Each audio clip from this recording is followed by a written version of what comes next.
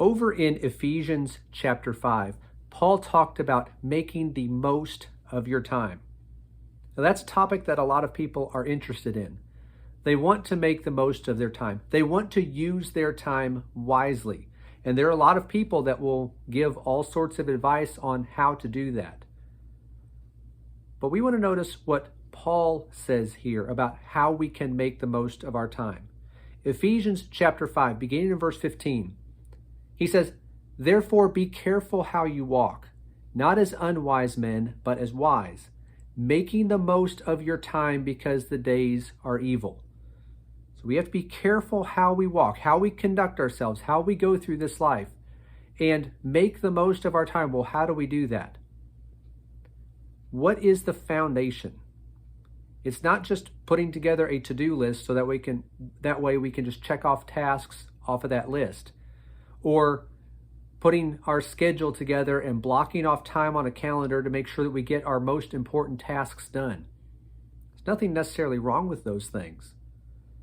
But Paul had a different foundation in mind when he's talking about making the most of our time. He said there in verse 16, making the most of your time because the days are evil. So then he says in verse 17, so then do not be foolish, but understand what the will of the Lord is. If we're going to make the best use of our time here, we have to understand what the will of the Lord is, because that's what's truly important. That is what our purpose is here in this life. And the only way for us to understand what the will of the Lord is to go to His Word, where He has revealed His will to us. We have to read the Bible. We have to study the Scriptures, so that way we can learn them and understand what God's will is, what He wants us to be doing. That's the foundation. So we might put together a to-do list and check off tasks as we do them. We might make a calendar and a schedule and put in the obligations and the meetings and the events that we have so that way we can keep up with everything. That's fine.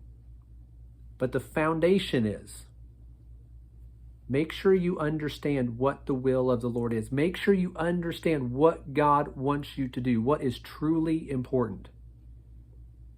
That takes us going to the Scriptures, reading them, studying them, then putting those into practice. If we will do that, then we can be making the most of our time today.